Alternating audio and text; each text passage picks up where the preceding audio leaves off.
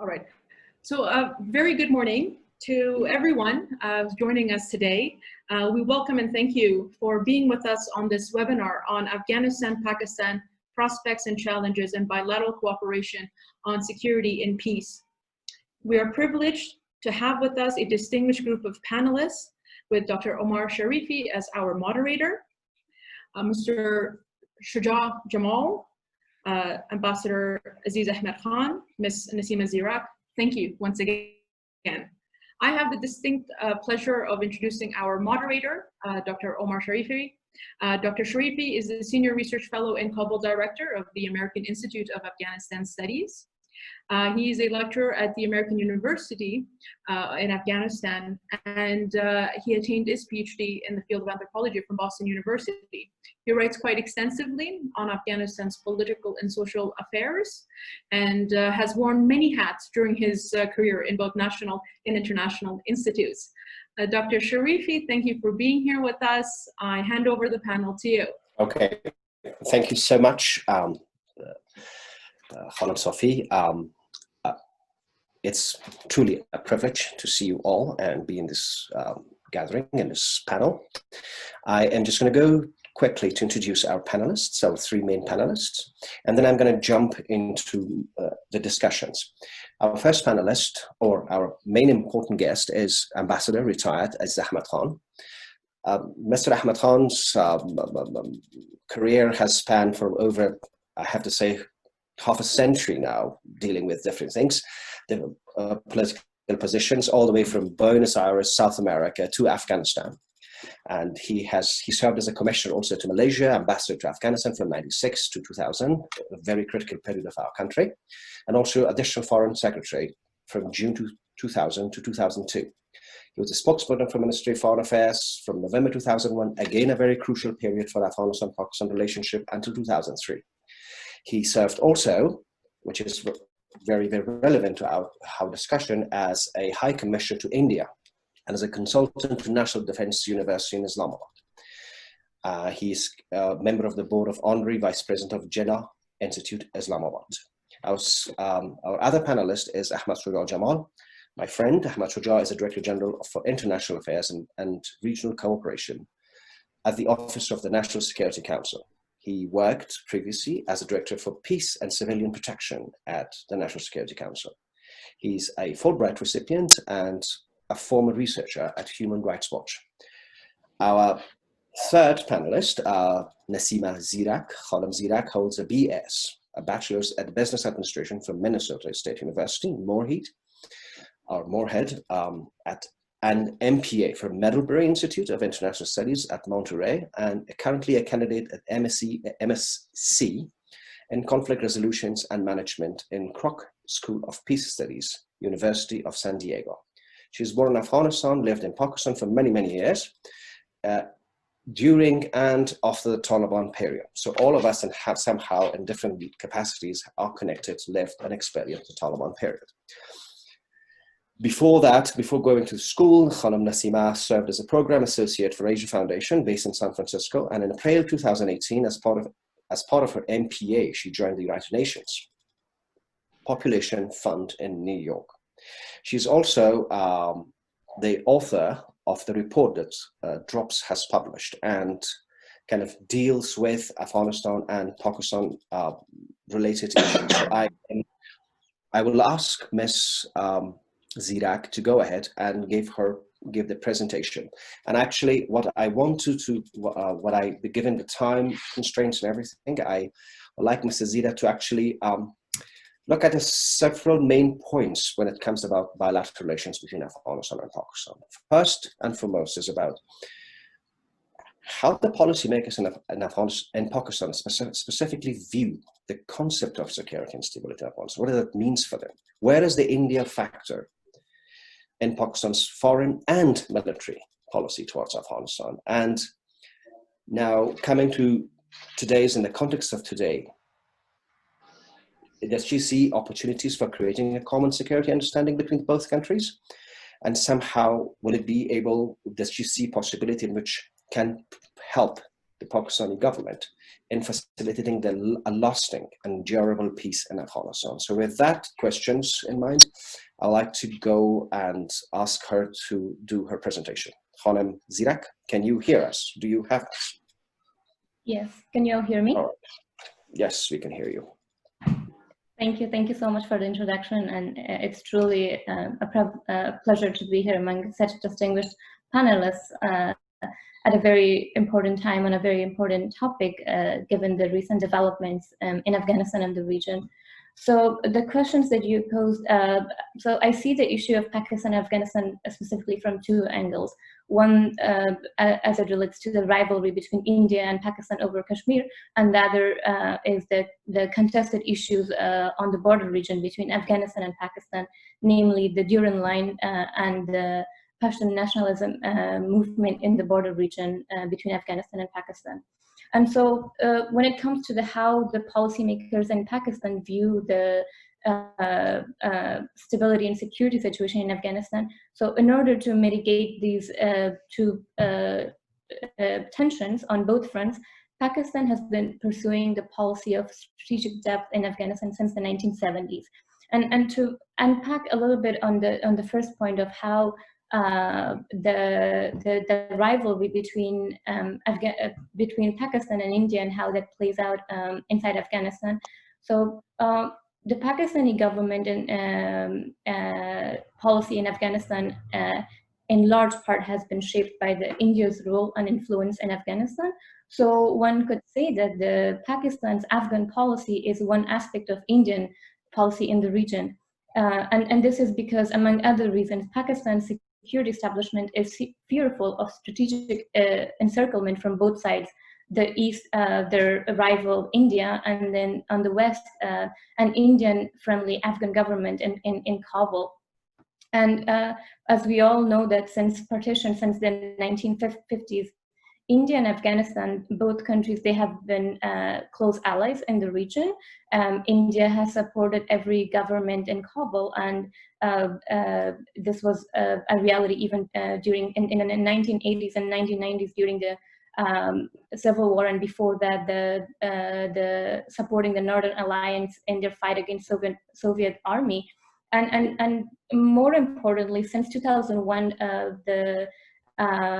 India has been able to reestablish their influence and their role in Afghanistan. In 2003, they opened their embassy, and later on many other consulates around the country. And so given this, India's growing political and economic ties to Afghanistan, and due to because of the encouragement of the US government, Pakistan increasingly has been feeling marginalized. Particularly in the border region between Afghanistan and Pakistan. Pakistan thinks that the Indian presence is a pretext for intelligence operations, and that India is monitoring activities inside Pakistan, and at times instigating violent unrest. Namely in Balochistan and in Fatah region, where Indian Secret Service RAW is suspected of aiding insurgents by offering specialized training, weapons, ammunition. This goes as far as the rise and the strength of the Balochistan Liberation Army is also has been accredited to the Indian RAW, Secret and Intelligence Agency. Well, now whether this is valid or not, this remains debatable, and this is because given the indigenous nature of the Baloch nationalism movement, or because of the heavy presence of ISI in the border region as well. However, in order to counter this influence and this growing presence inside Afghanistan, Pakistan has employed violent extremist movements as proxies to counter the Indian influence in the region. And the two main actors that they have supported in this role is the Lashkar-e-Taiba and Jaish Muhammad. And there has been many instances of attacks targeting and kidnapping of Indian citizens that has been linked to these groups. Now, to unpack on the second point, that the contestation of the Durand Line and the Pashtun nationalism movement in the border region, Afghanistan does not recognize the Duran line, and it claims part of the Fatah region and Khyber Pakhtunkhwa.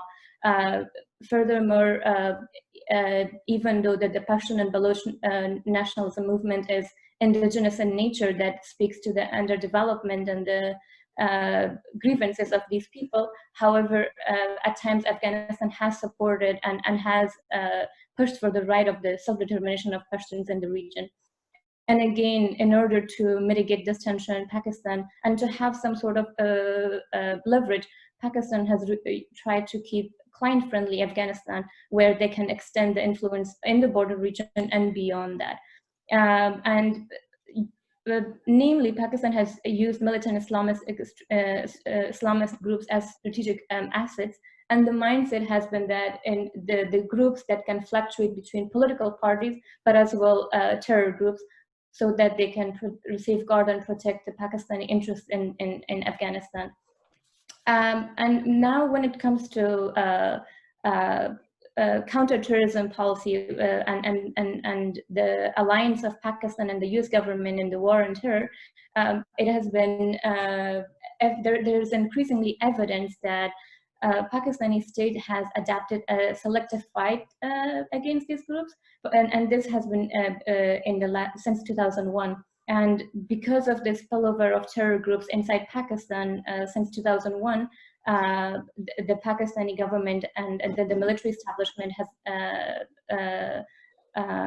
adapted the good Taliban and bad Taliban policy. And based on their objectives, based on Pakistan's objectives, the Haqqani network has been the most consistently cooperative ally of Pakistan since the 1990s. And this is because Pakistani government and Haqqani network shared an enemy in Northern Alliance, where other regional actors supported the Northern Alliance. So where does this leave the two existential threat that Pakistan feels from India and Afghanistan? Where does it leave them in terms of their policies towards Afghanistan? When the recent talks started in 2018, many has claimed that Pakistan has an increasingly facilitative and supportive role in advancing the talks, and that they've had a change of heart when it comes to their policy of strategic depth inside Afghanistan.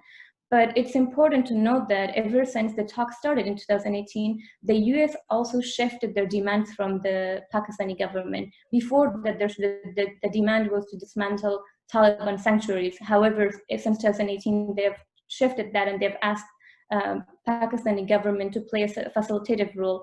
And so to satisfy these demands, the Pakistani government has only taken modest and low-cost actions, and this was exemplified by the release of Mullah Ghani brother in 2010, who was captured in 2018, who was captured in 2010 in Karachi.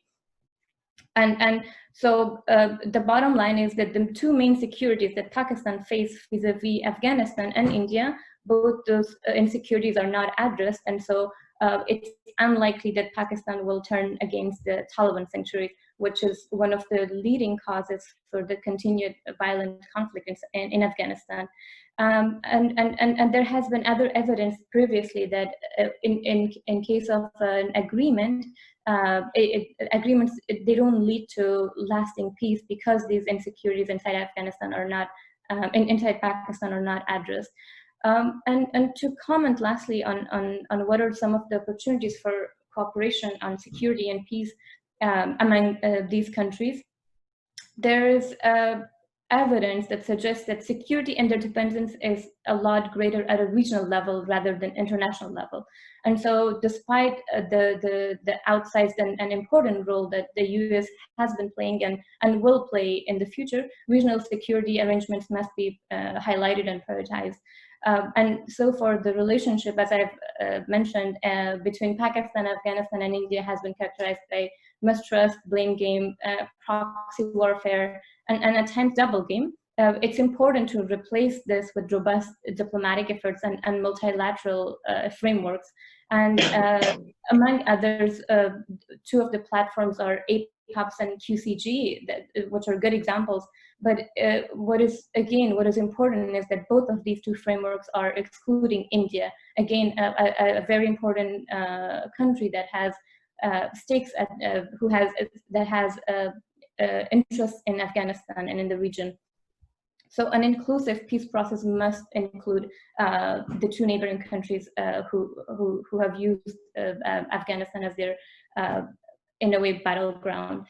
But again, this might be, and to be realistic, this might be difficult given that India as a status quo power in the region sees little benefit in normalizing relationships with Pakistan. And in the face of that, Pakistan as facing a threat from India, and in an India-friendly Afghanistan, is unlikely to dismantle its militant proxies because these proxy actors has been able to compensate for the power imbalance, and they see them as crucial in protecting their interests in Afghanistan. Increasingly, another idea that has been advanced in regional is the regional connectivity through trade and other sectors that could produce shared interests among these countries. While again there is challenges in this option, as well as the geopolitics and the rivalry between these countries tend to overshadow the other economic or other bilateral cooperation. However, this is an opportunity that can be explored. In particular, bilateral trade and streamlining of trade between Pakistan and Afghanistan can be promising, as even though that there is both countries have been making steps towards this in the past. For example, in 2015, there was the trade agreement between these two countries. The trade between these countries reached 5 billion. And so Afghanistan's trade access to India through Pakistan can be negotiated in exchange for Pakistan's access to Central Asia, through Afghanistan, which is important for Pakistan and India. I think I am running out of time, but I'll stop here, and I look forward to questions and the discussion.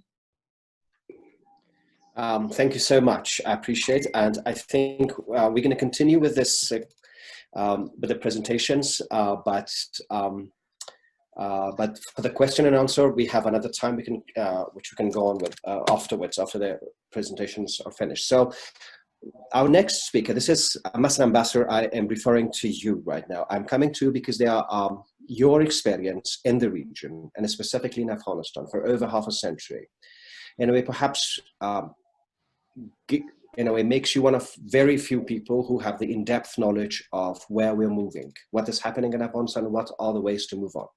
I have several, based on your experience, I have several specific points that I'd like you to address, if possible. And so, in your opinion, how do the policymakers, specifically both military and civilian, in a way, see the security and peace matters in Afghanistan? What is their analysis? What is their, in a way, take on what it means to have peace in Afghanistan?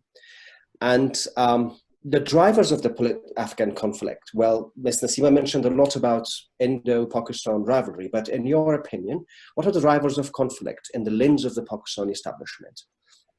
Do you see any opportunities for kind of a common understanding, specifically on security and peace between both countries, that kind of gives a long-term stability for Afghanistan and for the region? And last not least, where is Pakistan in this Afghan peace process currently happening in Doha and in Kabul and Islamabad? Where is Pakistan? Where does it see Pakistan itself? Where Pakistan see itself or envision itself in this Afghan peace process? Well, thank you so much. And I'm very happy to be participating in this dialogue. Due to the limitations of time, I think I'll have to confine myself to a few things, but some of the points raised by the earlier speaker, there was a whole litany of blames on Pakistan, and I think if I was to go into talking about that alone, it'll require more time than that has been allotted to me. But let me just suffice it to say that as far as Balochistan is concerned, she has mentioned about Pakistan accusing about Indian interference in Balochistan. If the capture of a senior naval officer who was doing spying and sabotage activities in Balochistan and who is now in Pakistan's captivity. If that is not evidence enough of India's interference there, I don't know what else we can present as an evidence. But then there is somehow the other notion that it is Pakistan is accusing and Pakistan is actually, this is not true. So I will just leave it at that. I would try to concentrate mainly on Pakistan-Afghanistan relations, and I would to start with. I mean, it may sound like a cliche, but Pakistan-Afghanistan relations, particularly as far as the people are concerned, go back to millennia, go back to thousands of years. Across the border, Pakistan-Afghanistan border, there are tribes who it's the same cultural link, it's the same language link, and people are related to each other across the border. This is a unique kind of a situation, which I think, excuse me, which I think no other country has, sharing such a long border. And in situations like these, obviously there are always complications, there are always difficulties, particularly since that border has not been defined and demarcated. The old demarcations have disappeared, but nonetheless, I think it suffices to say that the closeness of Afghanistan-Pakistan relations as far as the people are concerned is evidenced in the fact that almost about 50 to 60,000 Afghans cross over to Pakistan every day at Chaman and Torkham and go back in the evening, whatever work they come to. If you go to any hospital in Islamabad or in Peshawar, you will find more Afghans there than you will find Pakistanis. And they all come in, and this is a good thing for both the countries. This is the kind of a relationship and contact that we have with each other. I recall that President Karzai once described Pakistan-Afghan relations as conjoined twins.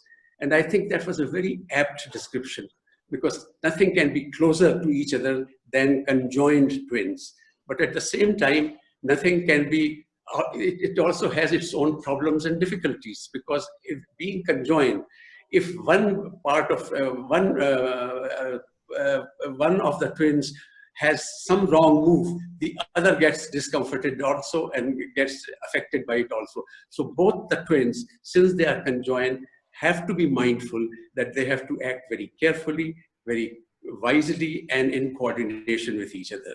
And I think over the past 2 decades or so, or even for much longer than that, we have seen that Pakistan and Afghanistan relations, whatever the difficulties have been there, and we have managed to resolve the issues, or at least we have managed to discuss those issues so that they don't go out of hand.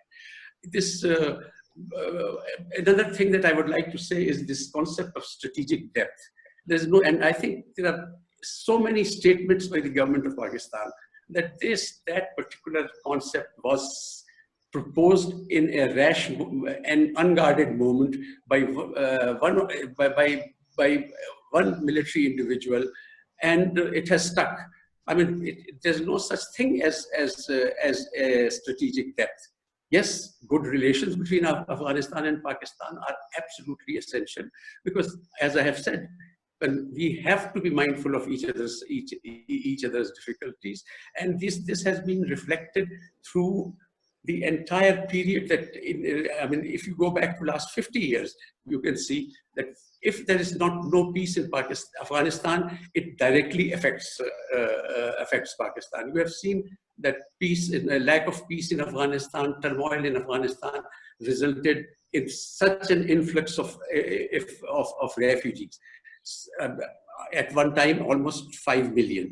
Even today, there are at least 1.6 million registered refugees in Pakistan, and around about the same number who are unregistered and are living in Pakistan. And the reason is that the relationship has been such that Afghans feel quite comfortable that if there is any problem or if there is any issue, they can come over to Pakistan. So, and I think this in a way, I look at it in a positive light. Although the thing is that they are an economic, that creates economic difficulties for Pakistan. But we have to be mindful of the difficulties Afghanistan is having, and be a little patient about that, and mutually cooperate to resolve these issues. I have seen this cooperation throughout. I have seen this cooperation despite the difficulties, despite the issues of, we have genuine concerns about the issue of Pakhtunistan, which is a tiny little minority which talks about. We don't want that kind of issue to overshadow the relationship between the two countries. At the same time, as far as the role of India is concerned, in Afghanistan, Pakistan's only concern is that India does not indulge in activities which are detrimental to Pakistan. We are very happy that India has invested a lot of money in Afghanistan for developmental projects. And I personally, I mean, I can't speak on behalf of the government because I have retired. And what I'm talking about is my own personal views and not the government's views. But Pakistan, there is sufficient evidence available that there is certain things happening there which are not good for the security interest of Afghanistan. India-Pakistan problem is a separate problem, and that you have seen how that the difficulties, despite our best efforts to resolve those problems, have been going on. Kashmir issue is an internationally recognized issue as far as the world is concerned. It is an issue which is on the agenda of the United Nations Security Council, and it needs to be resolved. So merely India saying that no, there is no issue does not mean then why don't they get that issue out of the United Nations Security Council? But the fact is that Kashmir is a disputed territory, and India has to come down from its high horse and do something about it. Look the way they have acted in Kashmir lately. I mean, we are all fed up of lockdown because of the coronavirus, and everybody is complaining about it. The Kashmiris have been since 5th of August in a lockdown. There is they don't even have the internet. I mean, some places have just the 2G internet. So these are difficulties that reflect, these are realities, and that India has to recognize and try to resolve that issue. But let's leave India alone at the moment. Let's talk about the Pakistan-Afghanistan relations. At the moment, it is the prospects of peace in Afghanistan I personally think are very hopeful. There is need for peace in Afghanistan. Pakistan's position has been throughout, and I'm talking about even the time when I was ambassador in Afghanistan, our constant theme used to be that there will be no peace in Afghanistan till Afghans sit together and resolve all the differences. A mention was made about the Northern Alliance. I have had umpteen number of meetings with the members of the Northern Alliance. I was part of the 6+2 dialogue process between Northern Alliance and the Taliban, and I recall that I had the honor of meeting Dr. Abdullah at particular time in 97, 98 or so, when we used to go for these 6+2 meetings. I have had extensive talks. In fact, initially, when I was appointed for Afghanistan, my designation was Ambassador at Large for Afghanistan. So I used to talk to both Taliban and the Northern Alliance, even at that time, that the only way peace can come to Afghanistan is through a negotiated settlement. No party, whether it is Northern Alliance or whether it is Taliban, can rule Afghanistan on their own. This has been, and I personally feel that even today, this has been the government's position as well, that the Afghans should sit together and resolve those differences, and peace will prevail only when all sides sit down and resolve those differences. Recent developments have been very encouraging. You know how active Pakistan has been throughout this period in the quadrilateral process, in any other peace process Pakistan has been part, and Pakistan's emphasis has been that we should try to resolve this issue through a negotiated settlement. No side can have an outright win in Afghanistan. And that is a reality that should be recognized, and Pakistan and all countries of the region, particularly the neighbors sharing border with Afghanistan and the larger region and the international community need to help all Afghan sides to come together so that a negotiated settlement, an equitable, just negotiated settlement takes place, and we should play our role in encouraging that. And Pakistan is trying probably more than its share to promote that. And we have been in touch throughout. I mean, what more can I say than to point out that just a couple of days ago, there was a high-level visit from Pakistan. Our Chief of Army Staff had gone to Afghanistan to discuss security issues. You can't have a higher person to discuss security issues than him. We have appointed a special representative for Afghanistan, Ambassador Sadek, who you all know probably even more than I do, because he spent a lot of time in Afghanistan and he's known by everybody, and he's a very experienced senior diplomat, and I am sure that he will play a very important role in promoting a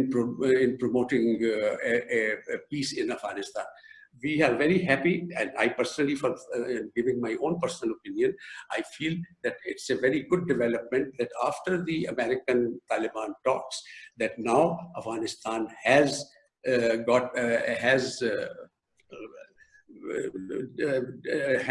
appointed a delegation for negotiations with the Taliban. This delegation is being headed by Dr. Abdullah, and that is a very, very important development. Dr. Abdullah is a very senior and a very well-respected politician, a leader of Afghanistan. And also, personally, I feel that he has, considering that he has had experience of dealing with the Taliban in the 6+2 process, he is a very important and the right choice to lead the Afghan delegation. I hope that these talks start soon. Another encouraging point is that the exchange of prisoners has taken place. I hope it is completed soon.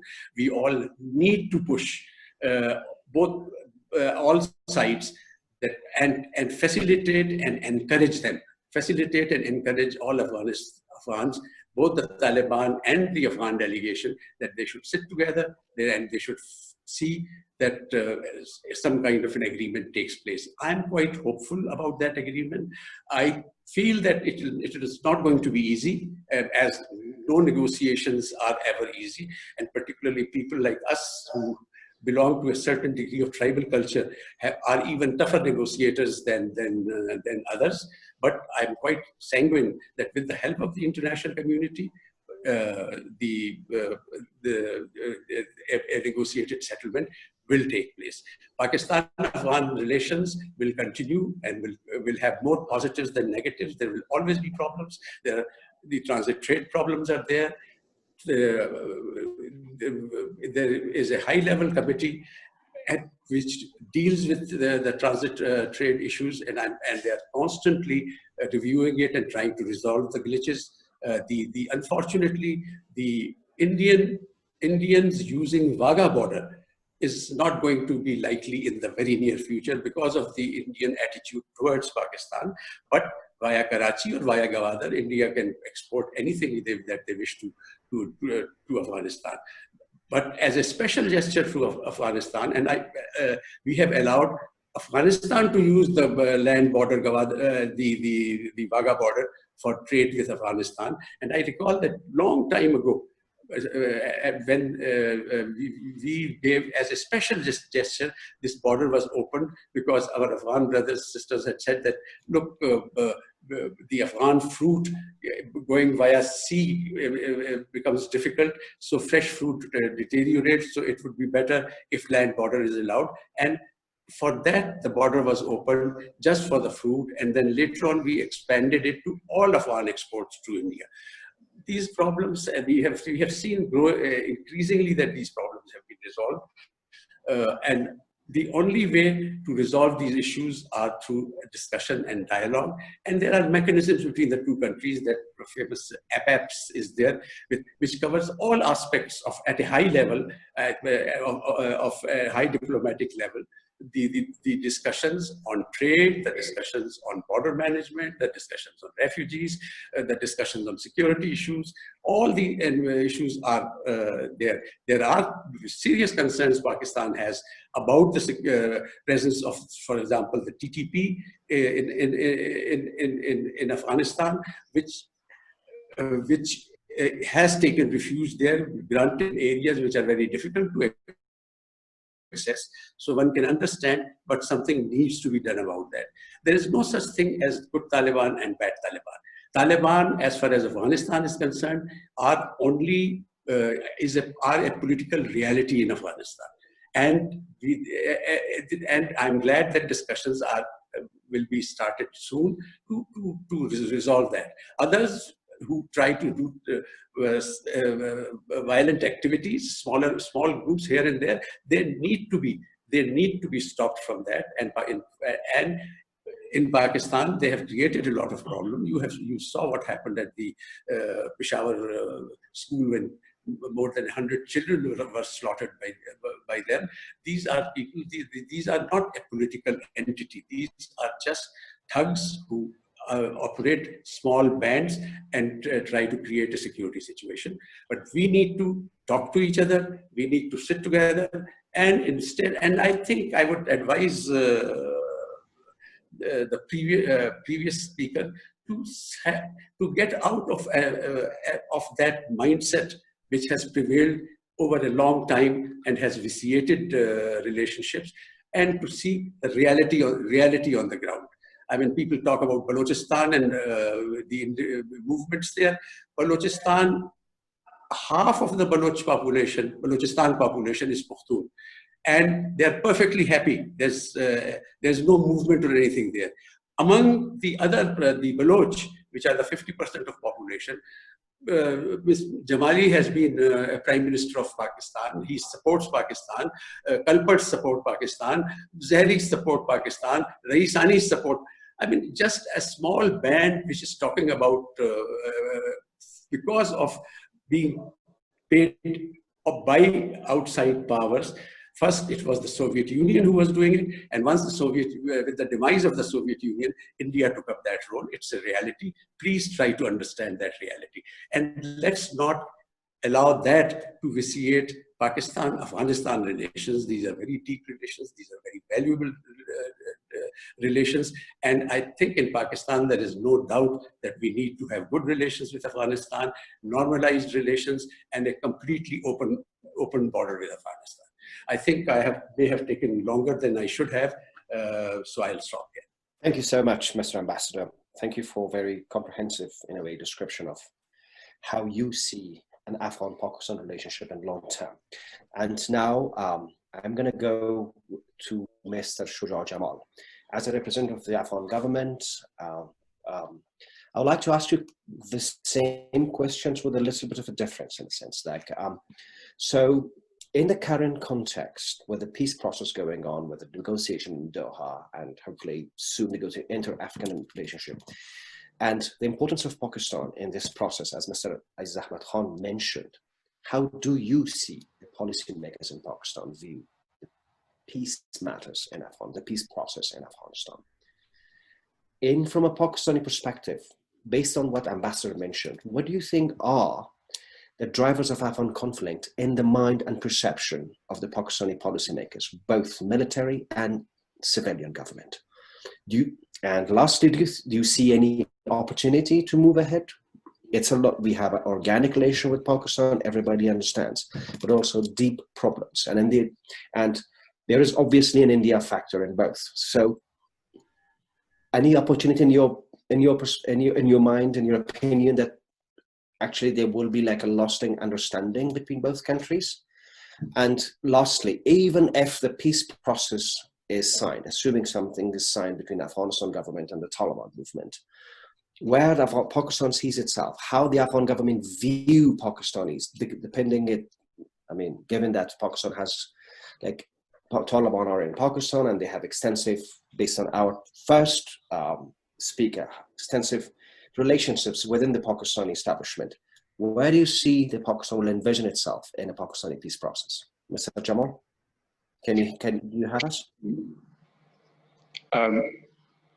I'm really grateful for Drops for organizing this event, and I also recognize that Ms. Zirak and Ambassador Khan are really tough acts to follow. So if I fall short, it's not because, it is primarily because of the high standard for this panel that they've set together in this event. I would like to start by acknowledging what Ambassador Khan said, which was that we have to be mindful of the difficulties that Pakistan is having at this moment. And I think that's a fair assessment, because the national security of any one state is connected with the security of this entire region. Whereas bilateral relations between Afghanistan and Pakistan are of the essence, but there are other dimensions to which the preceding speakers have alluded to. Number of questions about how Pakistan sees itself, how Pakistan views Afghanistan, and how it views the peace process. I think I would be loath to give myself the forum to speak on behalf of the Pakistani government or its people. I think Ambassador Khan is more than adequately equipped to handle that process.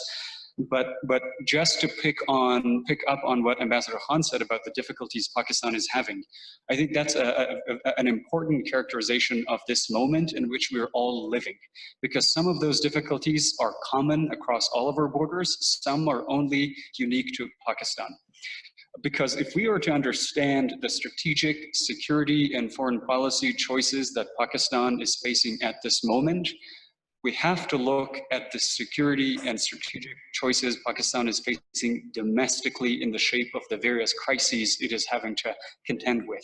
And I would like to respectfully submit that there are three main crises that are of importance in shaping potentially Pakistan's orientation in the region.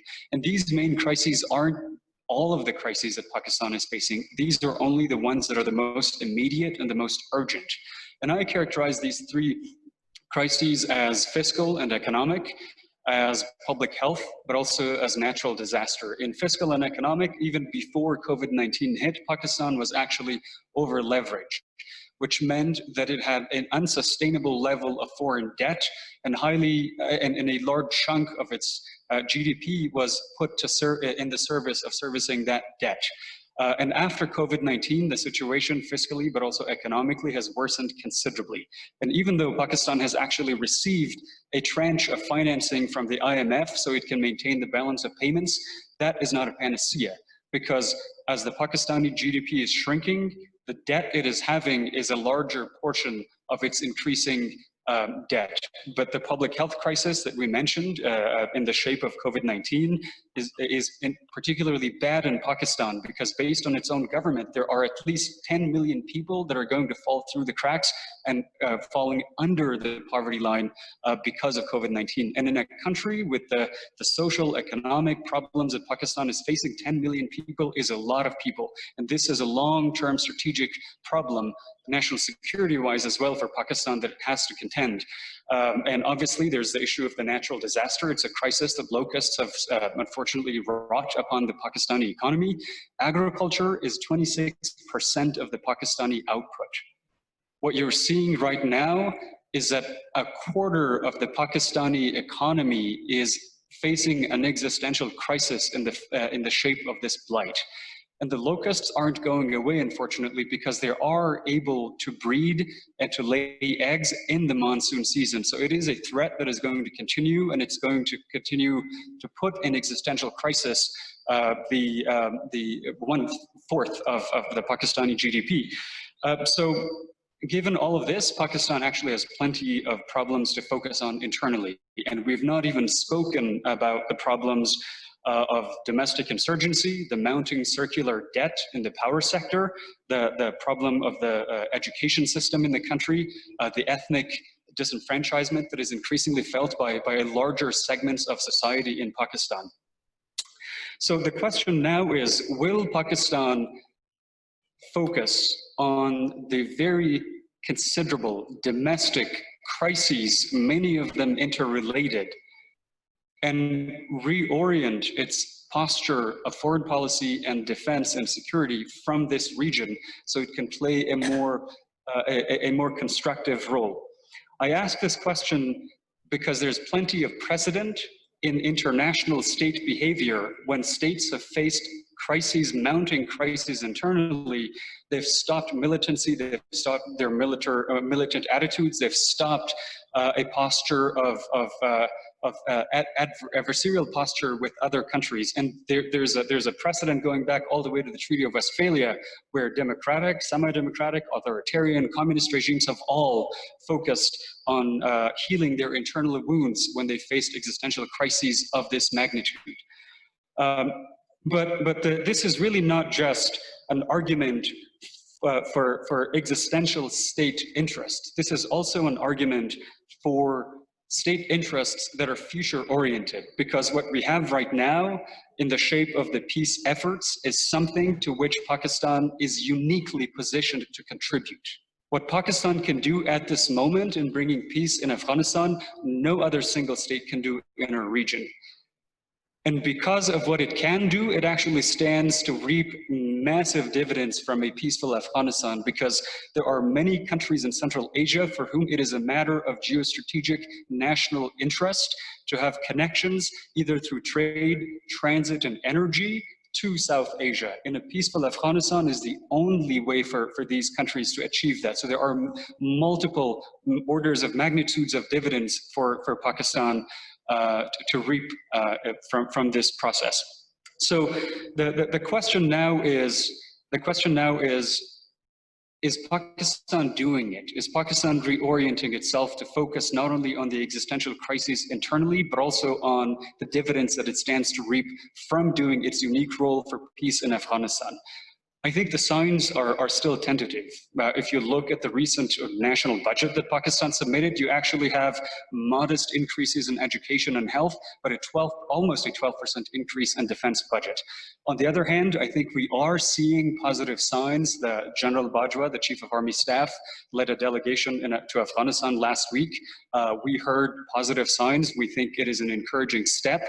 The thing about that is, we rarely hear Pakistan say the wrong thing in relation to Afghanistan, but we are yet to see Pakistan do the right things with the same level of consistency that it says in relation to Afghanistan. It's a crossroads for Pakistan, obviously, but this is not a crossroad we're only seeing now. I'll tell you a story from 2012. The late Senator John McCain was actually leading a congressional delegation which first went to Islamabad. They met with the Prime Minister, they met with the then Chief of Army Staff, and then they actually came to Afghanistan, where I had the opportunity to meet with him at the US Embassy. I was in the government then, together with a number of other friends and colleagues in Afghanistan. The question I asked him was, Senator McCain, do you feel like Pakistan has actually changed its policy and orientation toward Afghanistan to play a more constructive role? And Senator McCain, the old, wizened, experienced statesman, said, I do believe they have changed their orientation toward Afghanistan. And that was 2012, exactly 8 years ago. We're still asking the same question with relation to Pakistan, because in 2012, what you had was a crippling insurgency that was able to strike targets in Lahore, in Karachi, in Pakistan. There had been attacks on the general headquarters. The Pakistani economy was in a similar dire straits at that time as well. And so Senator McCain thought that because of all of these domestic crises, Pakistan was reevaluating its positions with respect to Afghanistan, but also the region. And I think we are in a similar situation.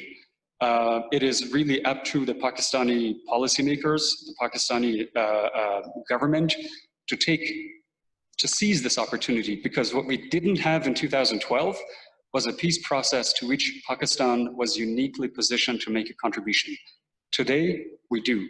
What we didn't have in 2012 was a locust infestation that was threatening was an existential crisis for a fourth of Pakistani GDP. What we didn't have in 2012 was COVID-19, which is threatening many, many aspects of Pakistani society, state, economy, fiscal health of the country, and everything else.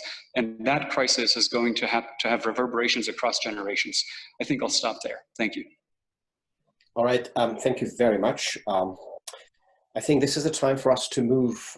We don't have much time, but for the Q&A, I've listed some of the questions from the speakers, and then we have some through the social media.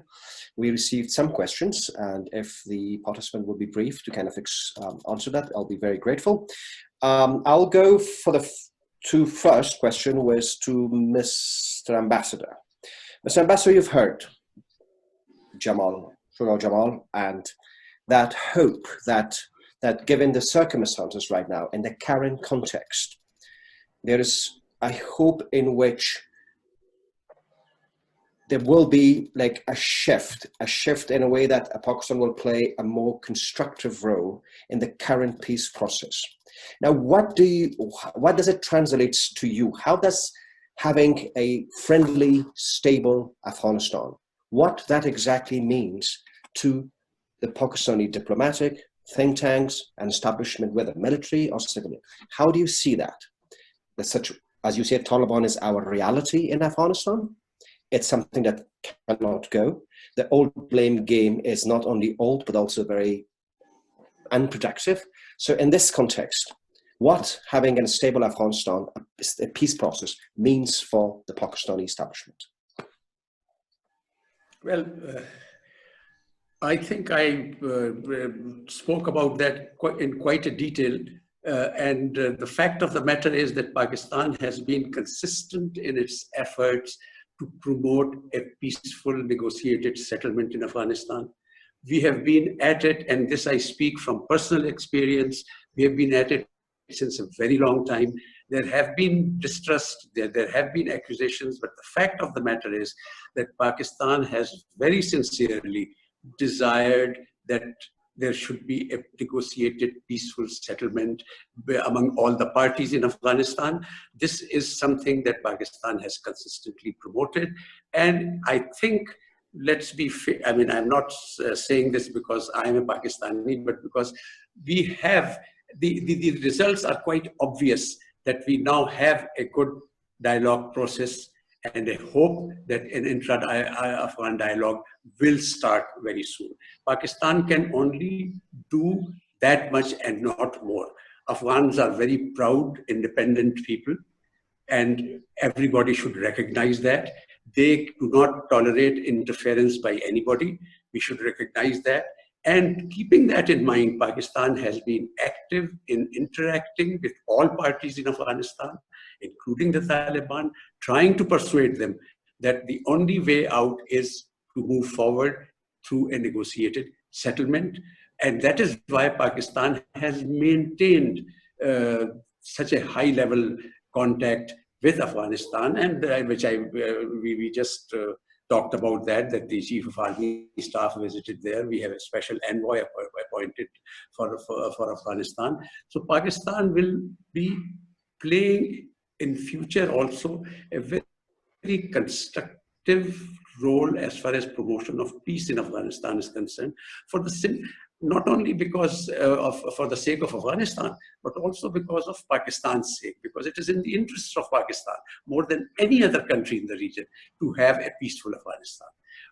Another point that I would like to talk about is the locust attack, and I think a very correct reference has been made about the severity of the locust attack. Fortunately, as I was reading the reports, a lot of spraying has been done. This locust attack has spread over a very large area from Africa down to Iran, to Pakistan, and to India. We all need to cooperate with each other to discover the breeding grounds and spray those breeding grounds. You very rightly said, was mentioned that the monsoons would be the breeding time. That is where we need to identify the breeding grounds and spray those. And this identification has to be done by all the countries, because even if Pakistan, for example, sprays the eggs of the locust and to see that those eggs are destroyed, if India doesn't do that, or Iran doesn't do that, or African states where they have bred don't do it, then the locust will come back again. So it has to be a very coordinated effort, and FAO should, and international community should play a part in that. But Pakistan has acquired a lot of helicopters and planes, and I think several 100,000 acres have already been sprayed, and we hope that that spraying part will continue, and we'll be able to overcome the locust problem. We are having economic difficulties, and these economic difficulties are not going to go away very easily or very soon. But at the same time, if you see even the present budget that has been presented, a lot of steps have been taken so that the economic hardship is not faced by the common man. The government has started this Asas program, in which 12 million families, which would probably translate to about 60 or 70 million people, will be receiving economic assistance directly into their accounts, so that they can at least have 2 meals a day. That is a program that will continue, and that will take care of all those people who have been affected by unemployed due to COVID or due to locusts and so on, and that will continue. It's not that those people will be abandoned. So but as far as let's focus mainly onto the Pakistan-Afghan relations. I don't think there is any doubt in anybody's mind that the two countries need to continue discussing whatever little discomforts that are experienced in the relationship, and at the same time at the larger picture, and continue all efforts, particularly as far as this moment is concerned, in the promotion of peace in Afghanistan, so that we can have a peaceful Afghanistan at peace with itself and at peace with its neighbors. Thank you so much. Mr. Shuja, the second question I have, this is kind of related to some of the audience sent us this question. I would like to know your opinion. Now, you've explained the current problems in Pakistan. And we already know what the problems exist in Afghanistan. So, given the current context, what do you see the opportunities as something that kind of, in a way that may further a security understanding between Afghanistan and Pakistan, and in a way help the whole peace process? The Afghan government released the prisoners. Is there any, and there are some gestures that the team is ready to go and talk. The government is now taking its shape back. And at least there is a consensus, in my opinion, within the Afghan government about the peace process and with international allies. So, given the condition in Pakistan and Afghanistan, what are the opportunities, if there is any, to kind of develop a common security understanding, something that facilitates the peace process, and what Mr. Khan said, have a prosperous and peaceful Afghanistan? What do you think about that? I think I addressed some of that in my remarks earlier, but I think at this historic moment, when we're closer to a peace process than we have been in the last 2 decades, Pakistan has a role to play that is so unique that no other country in the region can. This also presents an opportunity where Afghanistan and Pakistan elevate their bilateral relations to a state-to-state basis, as opposed to a state to a non-state actor basis. I think that is really, from an Afghan perspective, what should happen, and there is a unique opportunity for us to do this at this moment. The crises that I mentioned, that the ambassador alluded to inside of Pakistan, provide a moment for that country to step back, take stock, and reorient. So this is an opportunity for reset in Pakistan, and we're all waiting to see for that country to actually take that moment and elevate its relationship with Afghanistan to a state-to-state basis, because we have seen Pakistan, and we've also seen the retired ambassador say it, Pakistan rarely says the wrong thing with respect to Afghanistan. We have yet to see the same consistency in its actions with respect to Afghanistan. And the first step to do that is to elevate bilateral relations to a state-to-state basis.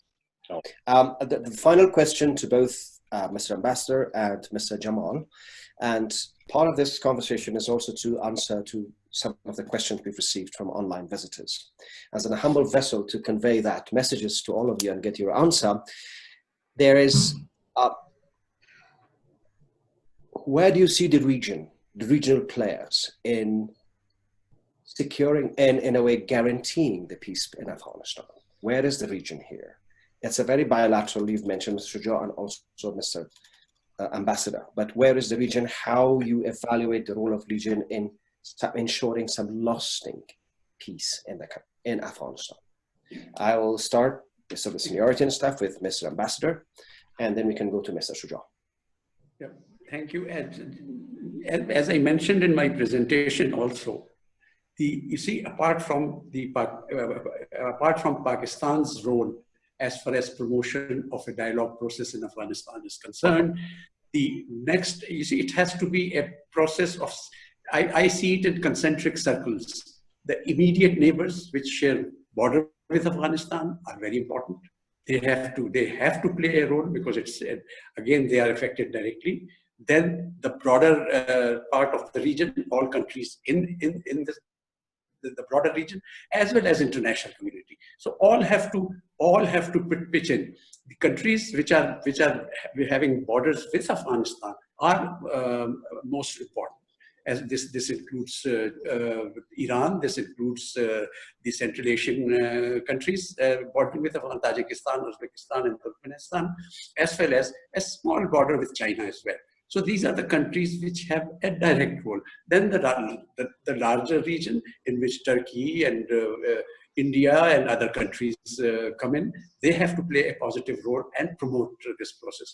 And all these countries have good friendly relations with Afghanistan, and they are concerned about peace in Afghanistan. I don't think there's a single country which would not wish to have a peaceful Afghanistan. The nuances may be different, but this is how I see the process.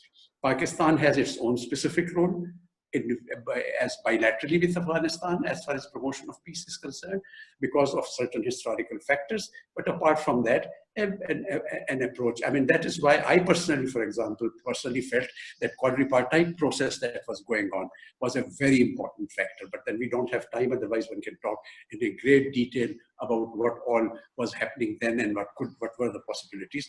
But finally, I feel a lot of hope in the future, and I hope that this will move faster, although personally I feel it may not. I wish it will move faster, but I feel personally that it may still be a slow process, but we all have to be very mindful that the apple cart is not upset, that we all push all sides to move forward and promote peace.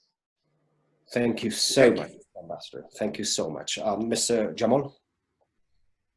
Thank you. I sort of recounted the story of the late Senator McCain's visit as the head of a congressional delegation to Islamabad and then to Kabul.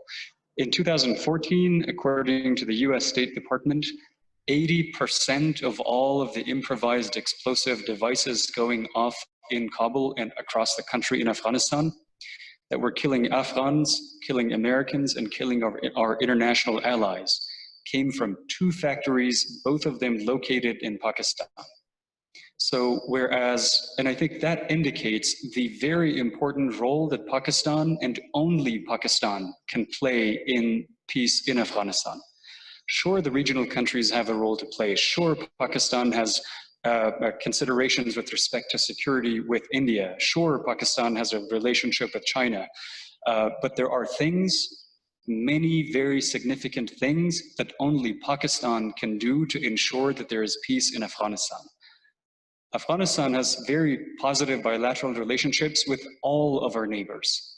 We can manage that process. We have revived in consultation with the United States and Pakistan the 6+2, which the ambassador alluded to, which is a relic of the 1990s, but we have revived it just because we can build a consensus regionally. But there are things with respect to peace in Afghanistan that only Pakistan can do, and we are really hoping to work with them to make sure that we achieve those things in consultation with each other. Thank you so much. Thank you for your participation, for this very, very thoughtful, very, very rich conversation and answers. I now give back I have to say, another Zoom podium to Ms. Sophie Saib. Now, if you have any concluding remarks about the conversation today. Thank you so much, Sharifi Saib. I truly appreciate it. And thank you once again to our panelists. We truly had a very enriching discussion today and lots of food for thought. Lots of questions have been posed that we need to look at, we need to unpack and explore further. It's, as it seems in a lot of discussions that we have on Afghanistan and Pakistan cooperation, there are evidently challenges, and there are challenges between states, among states, in all different capacities and levels at different parts of the world, of course. But today we really also wanted to focus on the opportunities for cooperation moving forward. And thanks to our panelists, we did touch upon many of those platforms. And I'd like to say that the question that Shuja Saib had posed is quite an important one.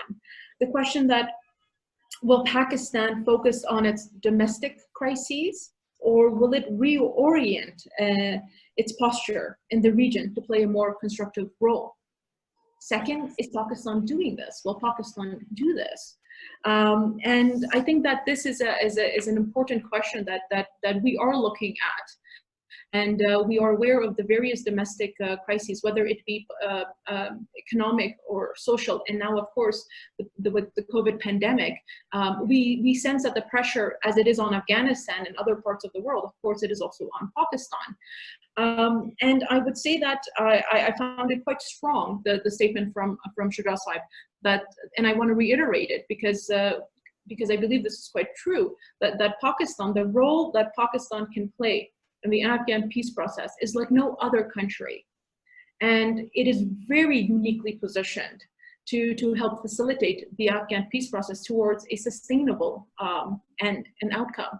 And in this regard, some of the prospects or the opportunities that were touched upon by both Ambassador Khan and also by Ms. Zirak shows to us that there are platforms that we can utilize and exploit to get there. And one of the first points that Ambassador Khan had made that I want to highlight is when he reiterated that we have to be mindful to act wisely and coordinate with each other, and that this should be underscored, and that Afghanistan and the Pakistan establishment should be conscious of this. And stressing the need for an Afghan-led and own peace process, once again from Pakistan, is something that those in Afghanistan have always reiterated, and it's good to see that this is a narrative that should be and is being reinforced in Pakistan.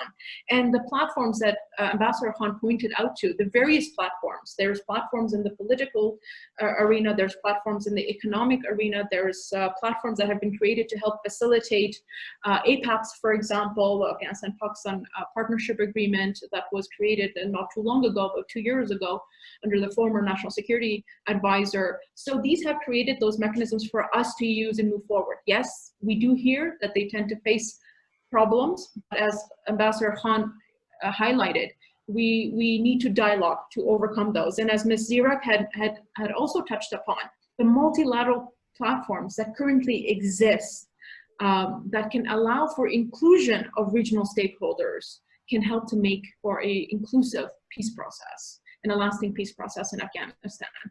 And so I would like to just end that with all of these various points made today. This is, of course, not it's not the only discussion that we will have. The Organization for Policy Research and Development Studies, GROPS, will continue to explore these questions further. And once again, as I see that we are also running a little bit out of time, I just want to take this opportunity to thank Ambassador Aziz Khan for joining us from Islamabad. Thank you so much, sir, for being here with us. Mr. Shuja Jamal, thank you so much for taking the time to contribute and to provide your expertise from a policymaker's perspective. It's truly enriched our discussion. And Ms. Nasima Zirak, thank you so much for being here with us today and providing a broad perspective on a historical perspective on where we were and where we're going. And last but certainly not least, Dr. Omar Sharifi, thank you so much for your wonderful moderation. As always, on behalf of my team and I would like to thank you all for being here with us today.